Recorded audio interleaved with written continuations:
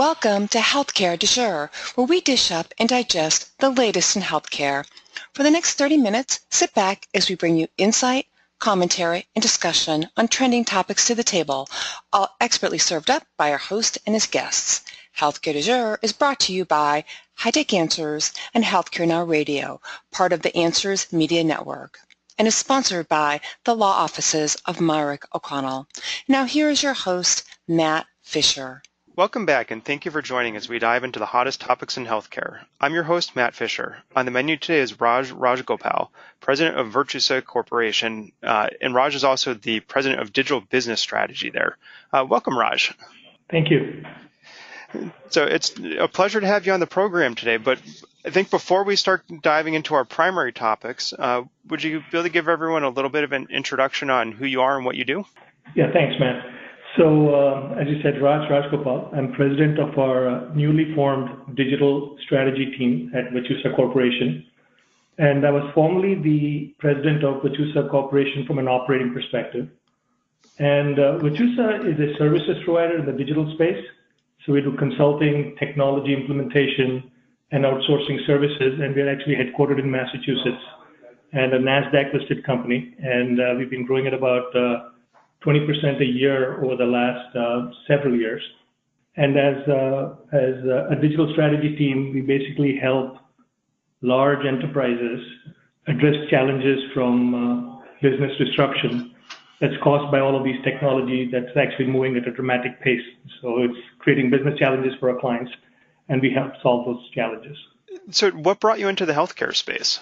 Yeah, I've been in this space now for about 5 years, and I'm no expert in healthcare. So as the president of Virtusa, we run across a bunch of industries, which are all primarily service industries. So the service industries mean banking, financial services, insurance, telecom, media, and healthcare being one of them.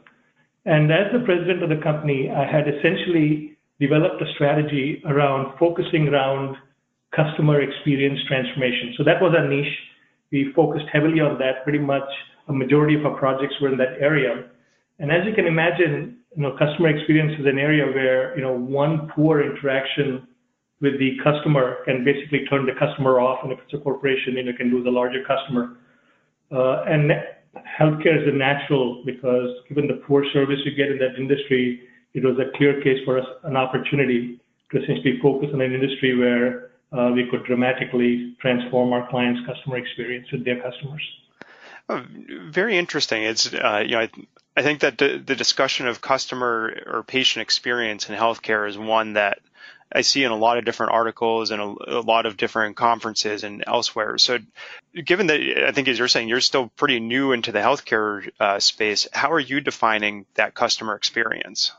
Yeah, so that's a great topic, and I've had the fortune of sitting in a role where I can see across sectors. So I'm not a person who's spent the last 30 years in just one sector, right? So I've spent these years looking at banking, financial service, and a bunch of industries, and I've been in my job at Virtusa for over 15 years. So what I see essentially is there was a time when, and even today, where companies are focusing around customer experience improvement within their silo. And what we are seeing, or what we see as the future of all industries, including healthcare, is the ability to deliver a cross-industry seamless experience. And even if you look at just the healthcare space, the experience across doctors and hospital systems, the rehab facilities, the pharmacies, the drug companies, all of those are disjointed experiences. And unless somebody really comes in and says, I'm going to buy all of those things up and try to deliver a cross-industry experience, the ability to develop partnerships to deliver a seamless cross-industry experience is kind of where the future is all about, in our opinion. So how do you deliver innovation from a cross-industry perspective and then leverage the tremendous amount of innovation and technology that's happening, whether it's from a cost reduction side or it is from a product side? Now, how do you leverage all of that to dramatically reduce the cost of care while delivering a level of care that is an order of magnitude beyond what it is today. Right? That's really the kind of problems we want to be talking about and addressing. Yes, no, and I would argue that those are the types of problems that a lot of people are considering. But I want to kind of pick up on one thing you just said of, as you said, you've seen and you work with a lot of different industries, not just healthcare. So, I think one of the tropes that you hear is healthcare is very different, healthcare is unique, and it's not what works elsewhere isn't going to work within healthcare. So from your perspective, do you agree with that statement, or what lessons do you think can be ported over from other industries? Yeah, so I think unlike some of the other industries, and of course banking is an industry where regulation is quite prevalent. And one of the key arguments people bring about to say why we can't change things is this is a highly regulated industry. But now having dived into this topic for a little bit and having talked to some of my colleagues in the healthcare team that we have at Virtusa, right, there is really nothing other than inertia that is preventing this industry from transforming, one. And the second one is technical savviness. So the reason why we see such tremendous leaps in progress being made in other industries is because be it, some of the challengers like Google, Facebook, Amazon, and there are 3 or 4 more in Asia like Baidu, Tencent, and Alibaba. They are tech giants that are causing disruptions, or there are these startups that are causing disruptions, and you have all the Venmos of the world, the PayPals in the past, bringing about technology that customers love. So when you have a formula where you have a tech giant or a startup environment coming up with innovative products, people have to catch up, and banks are rushing to counter this with their own versions of different applications. In the healthcare space, first of all, startups really don't have the muscle, the staying power, and the horsepower. They can come up with small, technical capabilities, features, functions, products, but they really don't have the horsepower to deliver the kind of investments that they need to transform this. So really it's up to now the tech giants who don't necessarily have the domain in healthcare to really take up this challenge of providing the technological savviness. Just think about it. To deliver a seamless Amazon-like experience or a Google-like experience, do we really imagine that one of the insurance companies or one of the hospitals is going to deliver that kind of experience on their own? I think it's very hard for them to do that. They're stuck in their own paradigm, and essentially, it's going to take an act of God for them to essentially say, we have to transform this industry. So they're very comfortable. They're protecting their turfs. If anything, they're preventing innovation from happening. So somebody that comes in who wants to disrupt this field has to have the muscle and the staying power. And at least in our opinion, there are only a few tech giants who have the muscle, who have the interest, and who have the capability to bring in the level of technological innovation required to transform this industry. Yeah, you're pointing out the need for muscle is a very insightful comment, I think. It's, as you're kind of suggesting, it's not an industry where a startup can really break in on a shoestring or, even, a modest budget. You really need to be able to throw, I think, a lot of money behind a solution because as you said, you're having to get behind this, not just institutional, but this industry-wide inertia of, we have been used to doing things a certain way for a very significant amount of time, and it's not something that's where you're necessarily going to be able to get, one small organization to change and be able to get a ripple. You almost want to try and target a big one and get a big system to go along with this change, and then that will really capture attention. Yeah, I think so. When you look at this problem in its entirety, you look at it and say, okay, this problem is almost impossible to change. But one of the things we did in a recent article around reintroducing the care in healthcare, I don't know if you had a chance to look at it, is we actually have everything we need from a technology standpoint to disrupt healthcare today. It's what we don't have is the vision and the staying power to see it through. And You can do sort of what I call the blocking and tackling types of issues in terms of eliminating duplication, and that's some of the conversation. This creation or this merger between these two companies to reduce costs. But those are incremental costs. The technology exists today to dramatically lower the cost of healthcare because we have all of the building blocks required to get that done, right? So whether it is, the artificial intelligence and the machine learning, the telemedicine, the IoT connected devices that are the wearables, the genetic kits, we have all of the building blocks required to deliver a transformation. What needs to be done is the ability to basically seamlessly weave them in on one side. And the second one, which is kind of, in my mind, the most important one, which will be the tough one from a regulatory standpoint to address, is giving control to the customer with respect to their healthcare records, right? If I own my own healthcare record, which is complete, that has my own genetic information from my father, etc. If you have that information, and if you have all of this information from the data that can be collected through all of these devices, and there's just so much proliferation and investments in sort of these biosensing wearables, right? You add that in, and now you can put some sort of an engine to help you proactively take steps to prevent issues from happening. That's how you dramatically reduce the cost of healthcare. Now you add on top of that, connecting all of these silos where you have waste, right, between doctors and hospitals, etc.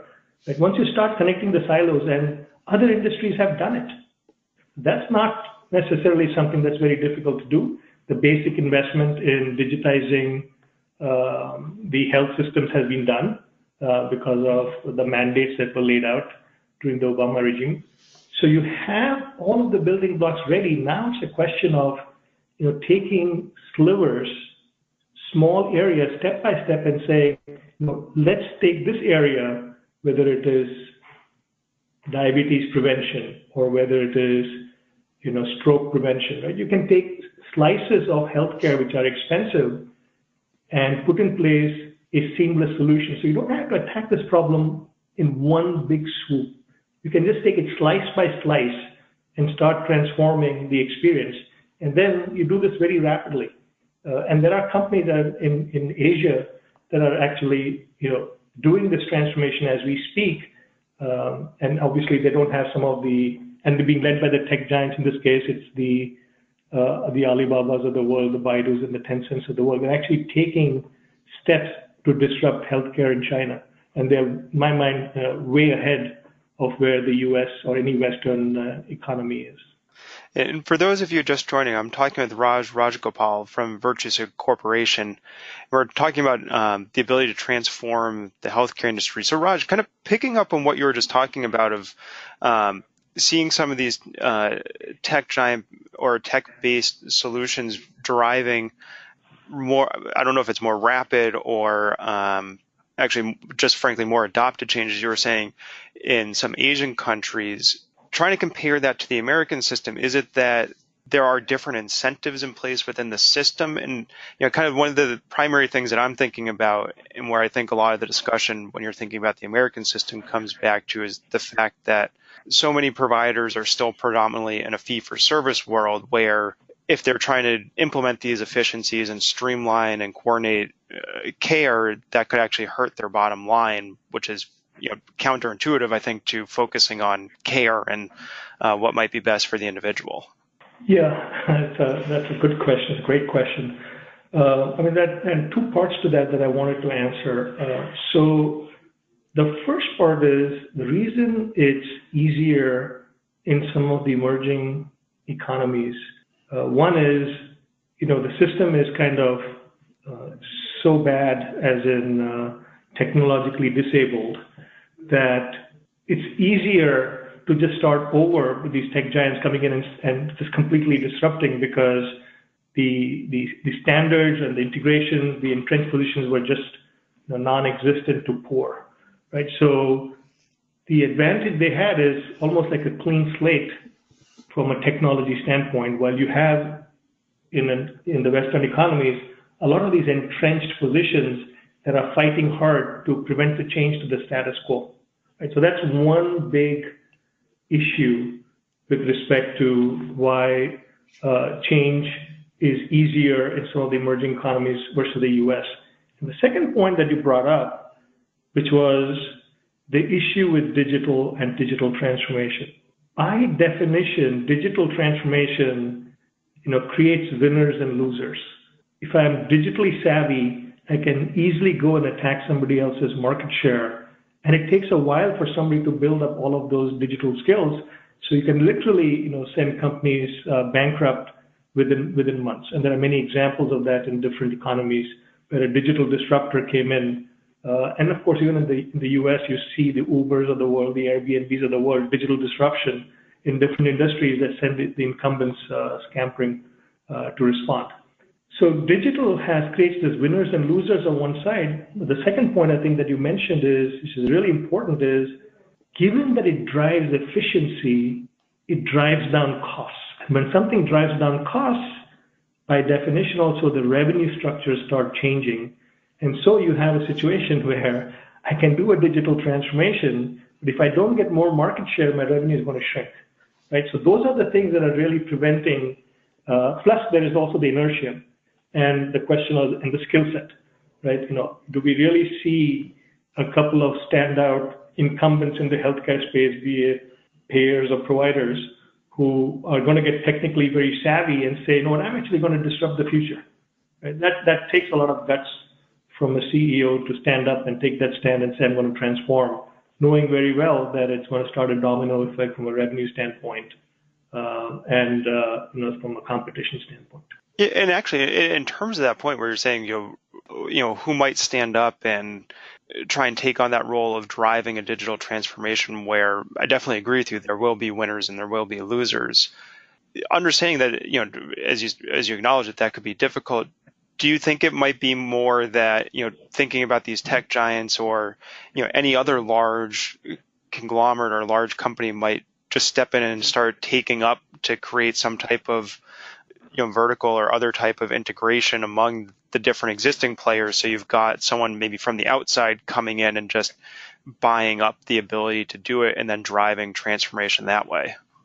Yeah, so I think we should park the question of whether I have to buy it up or not, right? There are multiple options. You don't have to buy everything up to be able to deliver the transformation we're talking about, but it does require somebody to lead.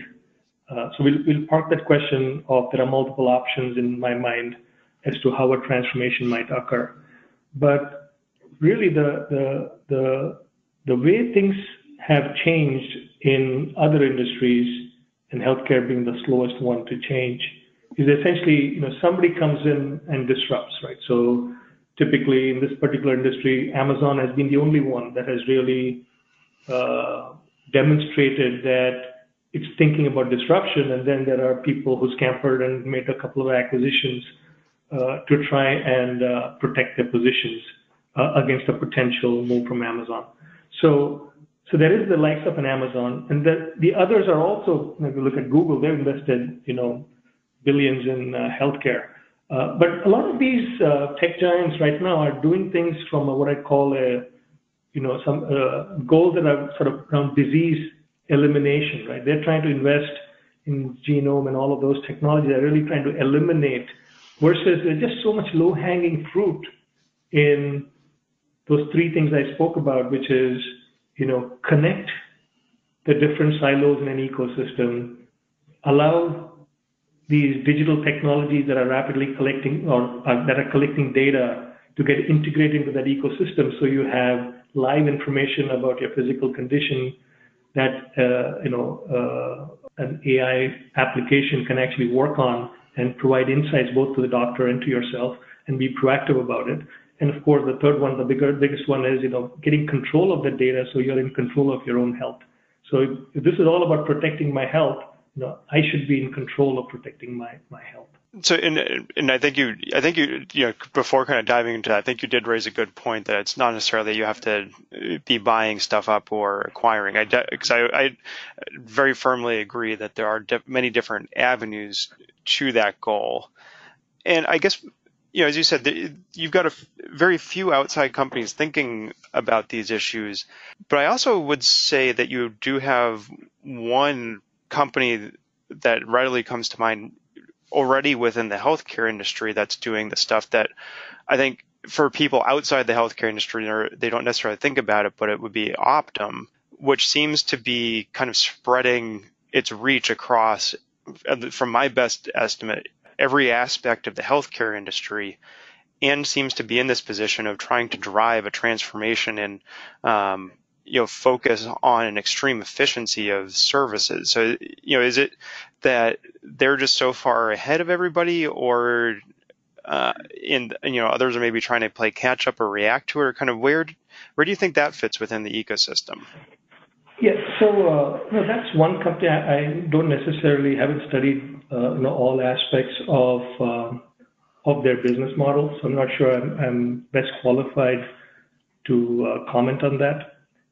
So the way I see it is, acquisition is not necessarily the only way. So if you look at, for example, the travel industry, right, you have ecosystems of partners that have been created, where essentially whether it is travel across partner airlines, or whether it is your car rental industry, or whether it is hotels, and they're trying to seamlessly integrate that experience across industries without having to acquire everything end to end, right? These companies don't go and say, okay, I'm going to buy all the hotel chains, I'm going to buy all the car rental companies, etc.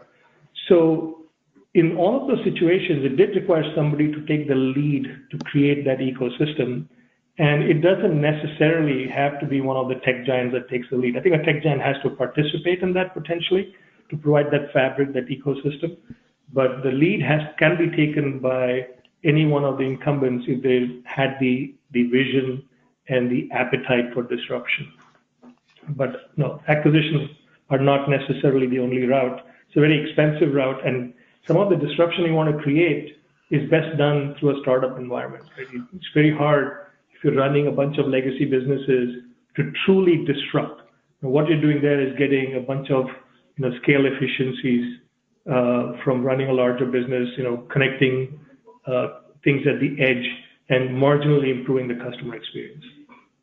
Yeah, I can see the fear, the hesitancy to do what you're describing, which is, to create those affiliations and those partnerships that are really more relationship based, I would suggest. And I think that's where you go to where the regulations might create interference in healthcare. And it's not, the privacy ones that people will, more generally say to, but, I think the fraud and abuse regulations that really govern the relationships between entities that have, are providing services and could be billing for those services. It's, not to say that those regulations do or could prevent the types of affiliations that you're suggesting, but it creates, that just that little hesitancy of who's going to take the first step. But I would think that the one who actually does go ahead and starts thinking in a broader scale is going to be pretty well positioned to help drive the direction going forward. Yeah, and I think you bring up a good point, right? Regulation can actually prevent from this natural evolution around what the millennials want, right? If you think about it, millennials live a digital lifestyle in every aspect of their life except in healthcare. And they're demanding improvements in this, and they're not patient. But on the other hand, regulation around privacy would prevent that. But the beautiful thing about digital technologies are there are technologies like blockchain that are coming in, that if you give the control to the individual, they can decide whom to share their data records with, right? Partners in the ecosystem. So you take away that issue around essentially privacy, because it is well encrypted. These technologies are relatively impossible to break, and the control of whom I give it to resides with me. So I can't blame somebody else for sharing my data because I'm giving access to my data to somebody else. But it requires the muscle of some of the large giants to, make those regulatory changes, right? So if you just rely on the status quo, it's not going to happen because they don't have a lot of incentive. This is why it needs somebody with the muscle to take on the might of the incumbents who are resisting some of the changes that would transform healthcare. Yes, no, I think that's a good point. And as we're already extremely quickly coming up on the end of our time today, I want to ask you one last question, which is, what do you think the healthcare industry is going to look like in the next 5 years? Yeah, that's a great question. If I had my wish, I would see some of the changes that we've been talking about, which is not necessarily work on the incremental improvements, the horizontal economies that are happening to try and reduce costs, but look at sort of these dramatic changes in reducing the cost of healthcare by essentially weaving in technology, which are in all of these distributed wearable devices, etc., these connected devices, with a history of information that is complete, using the technology to prevent issues from happening, or take proactive action so that it doesn't become a very costly endeavor. And in the paper that we wrote, we talked about a symptom called HOCM, hypertrophic obstructive cardiomyopathy, which technology could actually reduce the total amount of cost that would occur, or even death that would occur from a disease like that. So, what I would love to see is some of the tech giants essentially taking on the role of providing the technology glue over which a bunch of partner ecosystems can innovate and transform healthcare and reduce the cost and improve service. Yes, well, we will definitely keep an eye on, and hopefully we can get closer to what you just described as your hope for where we get to. But as I kind of hinted at, believe it or not, we are out of time. I want to thank my guest, Raj Rajgopal, for a great conversation today. Thanks, Matt. And thank you to everyone listening. Keep the dialogue going and connect with me at #HCDEJURE. I'm Matt Fisher. Until next time.